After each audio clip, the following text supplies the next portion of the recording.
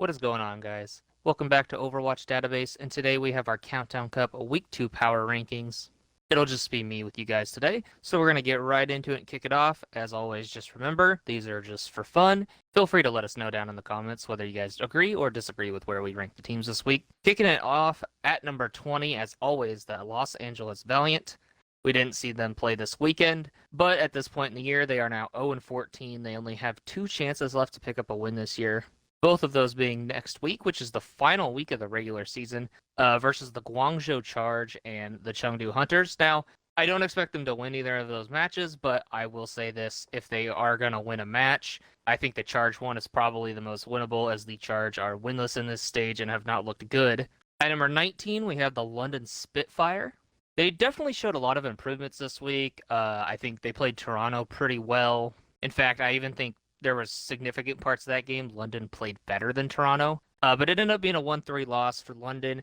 They are now 0-14, and just like the Valiant, only have 2 more chances to pick up a win this season. At number 18, we have the Guangzhou Charge. As I stated just a minute ago, when we were talking about the Valiant, they went 0-2 so far in this stage, being this week they lost to the Chengdu Hunters and the Shanghai Dragons. Obviously those are both teams they're expected to lose to. They did take maps in both of them, but overall, I don't really see them getting more than 1 more win this year, probably against the Valiant next week. Number 17, the Vancouver Titans. You could probably make an argument Guangzhou should be ahead of them. Overall, Guangzhou does have more wins on the season, and I think you would typically say has been a better team, but the Titans got breadsticks not only once, but twice, so I had to bump them up an extra spot up to 17th for that alone. And I think there's a significant chance that while they did lose 3-0 to the Justice after 3-0ing Boston, I think there's a pretty realistic chance they beat London next week. I actually think London will win that game, but obviously it kind of feels like a toss-up for the most part. Number 16, the Boston Uprising. I don't know if there's been any team from week 1 to week 2 of the Countdown Cup that's been any more tragic. They started off the first week 1-1 in the stage, who at the time we thought was going to be one of the best teams in North America. I thought Paris would be the best, and they followed that up this week with a 3-0 loss to the Vancouver Titans. It's bad enough losing 3-0, but you get 3-0'd by the team who hadn't literally won a game all year, and then they lost 3-1 to the Florida Mayhem, who actually look really good in this meta. But I mean, overall, it's really tragic for Boston. I think after that Paris win, a lot of people were like, they might go 3-1, and instead they ended up at 1-3. They have a 7-9 record overall. They probably, barring a miracle run by Florida, will make knockouts. But overall, it's a pretty tragic situation from where they just were a week ago, I think. Number 15, the Washington Justice. I think this is the most we've ever moved a team down in our rankings. We moved them from 9th to 15th, so we dropped them 6 spots following a 1-3 stage. I mean, this is a team in the preseason. I had them top 3. Even if people that didn't have them top 3 had them easily like top 6, and they're 9-7 with a 1-3 final stage. Of course, they're going to make knockouts, but we have absolutely no faith they're going to do anything. Assassin Sombra. Look, at times Assassin is really good, but he is so volatile. His Sombra has just absolutely been tragic, and it's really a shame. I do think the majority of their issues come down to coaching, but there is an issue there with Assassin. Something's going on. He misses more EMPs than I think I've ever seen in my life. Number 14, the New York Excelsior. So they're 7-9 overall. You make an argument maybe for the Justice to be in front of them, but New York did win 2 games this stage. They didn't have an 0-9 map streak like the Justice did. So overall, I'm still not incredibly high on New York, but I think they did show us they're competitive enough in this stage, and they do have a chance to make knockouts, even though they're 2-2. So they will get probably another chance to show us kind of what they can do. Realistically, no, I don't think they have a chance to qualify for the 18 playoff, but it'll still be interesting to see what they can do. Number 13, the Hangzhou Spark. I don't feel good about putting them 13. I honestly think they should probably be lower. They're 0-2 this stage, but overall in the season, they're still 7-7, and I couldn't bring myself to put them below teams like New York and Washington with how poor they have been in, the Countdown Cup. A lot of it for me comes down to I just think that the Sparks roster has too much talent to where I don't think they would lose to teams like New York or maybe Boston. But obviously they need to right the ship in the final week of the season. Number 12, the Florida Mayhem. This one, they were really tough to place for me because we had them like 16th or whatever last week. And I know they went 1-1, but hear me out on the 12th place. So they had Atlanta in their first game this week. It was 2-2, map 5. I think the score line was 1-1, and it went down to a final round on whatever control map they were playing. I don't actually recall at the moment. And if I remember correctly, Florida went into that fight with an ult advantage and had a chance to close it out, and they just botched it. So Florida is really close to being 2-0 and looking really good this stage. Well, they still look really good in my opinion, but they really should have beat Atlanta. I think they were the better team in that game. And then they eased past Boston, so they have to win the rest of the regular season games to overtake Boston, I believe, for play-ins, or they have to go 2-2 and make knockouts and get to Hawaii and get at least a league point. And that is obviously very unlikely, but I think they look very good. It's kind of a shame this team couldn't get like one more win earlier in the year so they could actually make play-ins, because I think with how they're playing now, they're actually a really good team capable of beating most people. Especially in this meta where you can have Yaki just pound on Tracer, BQB playing Hanzo and McCree. It really suits them a lot. And OG on the ball. I think OG's Wrecking Ball has been far and away his best hero, but his Reinhardt, the little bit they did play it, also looked really good over the weekend. At number 11, we have the Paris Eternal.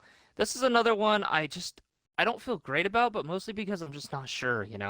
We saw them beat Dallas and then lose to Boston last week. So that is very weird results, and then we didn't see them play this week. So I'm really not sure what to think about Paris. I just put them 11th thinking, well, they probably will look better than like the Spark in New York have looked. But obviously it's kind of tough to tell. The whole middle of the pack is just kind of all over the place. Number 10, the Toronto Defiant. Moved them up 5 spots. Look, they went 2-0. It was ugly as hell. A 3-1 win over London that I did not think inspired any confidence. I actually thought they looked quite awful.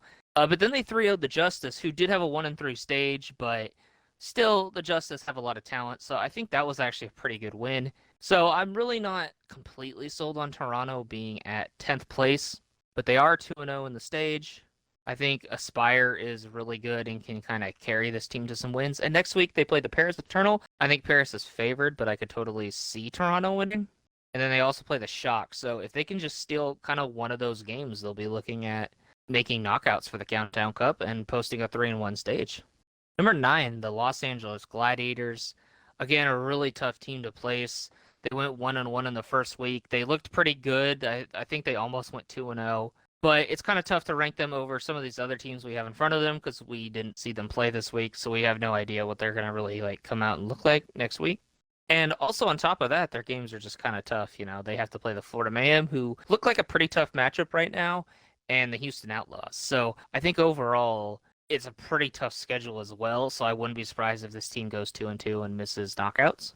At number 8, we have the Houston Outlaws. It was just kind of a toss-up between these two. I kind of just ranked them by who I think would win in a head-to-head right now. I think Houston would win. I think Houston will learn from the BAP they were playing and that comp they were playing last week. At least I hope so, because it was not very good. But Houston as well, pretty tough schedule. They also have to play Florida, and then obviously the Gladiators. And those are really big games, because the competition for that 3rd seed in North America for that last guaranteed playoff spot is super tight between like 4 teams. So those are really big matchups. Number 7, we have the Philadelphia Fusion. They're 10-6 on the year and posted a 3-1 stage. And I gotta say, they really surprised me. I think that going into it, I didn't have faith Philly would get it together, but man, I hoped. I was like, okay, you have, Funny Astro and Alarm together now. EQO and Carpe can do their thing. Mono and Hoppa. I was like, if you're gonna get it together, this is the time to do it. I didn't think they would, but I am so glad they did, because this team, when they're good, is really fun to watch and a really good squad. They got a really big 3-1 win over New York, and then followed that up with, yes, a loss to the Seoul Dynasty, but overall it was a really close game. And it was their only loss in qualifiers. So really, really liking what I'm seeing out of Philadelphia. They look like they could be, I think, really a legitimate threat to take somebody's spot for the final 18 playoffs at the end of the season. At number 6, the San Francisco Shock. We didn't see them play this week. They're kind of 6th place, more off what they did last week when they went 1-1, and also what I think they can do in the upcoming week. I think they have a really good shot to win both of their games. I mean, just think about this. Their games are against Toronto, and Vancouver. So very realistic to win both of those. And if they do, they'll be only the third team this year so far to have 12 wins. So I think overall, just putting them any lower than 6 didn't feel right because even though they're not the same dominant shock we've seen in the years past, they're still a very good team this year. And I think they can be really good in this meta. I think Nero has really come alive. Specifically pointing him out, I think, has been the most impressive in this meta so far. Number 5, we have the Chengdu Hunters. They just took care of business this week. Beat two teams that they should beat. I believe both were 3-1 victories, and just kind of making a real push for that second seed in the East. I believe if they win out, they will have the number 2 seed and a guaranteed playoff spot over the Seoul Dynasty. So really good stuff from Chengdu, and I'd also love to see them make it to Hawaii again. I think that if we actually don't see Shanghai and Dallas there, they would have a real shot to win. They look really good. So really impressed with Chengdu. And I mean, you just think of the caliber of players on this team. They literally have 2 Rookie of the Year contenders in Gaga and Monk and an MVP candidate in Leave. So it's chocked with talent. The coaching has been questionable at times, but not as abysmal as in previous seasons. And I really think they're a team that is just getting everything going at the right time. Number 4, the Dallas Fuel. Obviously, they're probably not going to make knockouts at this point, depending on map differentials and whatnot. But kind of like Coach Boone did for Shanghai, the Dallas Fuel coach, Rush, came out and said, yeah, we're practicing a little less and kind of taking it easier. Obviously, getting to Hawaii is important to us, but they want to avoid burnout going into playoffs. I think that's perfectly fine. If they don't make a Hawaii, it's just a longer break, and then they can go hard at the end of the season, and I think they would have a plenty legitimate shot to win it all. But we did have to bump them down 2 spots to 4th because they did go 2-2. I know they were kind of taking it easy, but there were some other teams that have been really good, like number 3, the Seoul Dynasty, who posted a 3-1 stage. Now, I've been hesitant to rank Seoul highly all year just because of coaching inconsistencies. Their whole tank issue with Gesture and 2U and Marvel has been a mess. They seem to finally have resolved that. At least for this meta, they're just playing Gesture and 2U, and I think it's been really good. I really like specifically in this meta with like the Ana Zen Brig, the Animo creative support line. I think this is the best meta for those two. And Prophet and Fitz have just been pounding as they always do. And their only loss in the stage was a 3-2 loss to Shanghai. And that was probably a game they really should have won. So overall, Seoul has been really impressive. And they're 12-4 on the year. They have, they're tied for the best record. So they're really looking strong entering the rest of the Countdown Cup and the overall playoffs.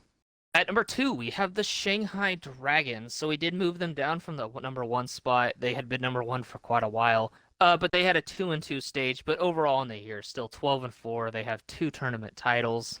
Just an absolute dominant team. I mean, this is a team that still went 2-2 while taking it easy and practicing way less. They were playing like Develop and Who Are You, like their bench guys. So really couldn't, punish them at all. I know I did move Dallas Field down a little more for doing the same thing, but Dallas still went 2-2 and had all their starters in. Shanghai literally played bench guys, and they still went 2-2. And obviously, there's no reason to expect now with them probably getting a little break because they won't be in knockouts for the Countdown Cup that they will probably come back super refreshed and just pound at the end of the season.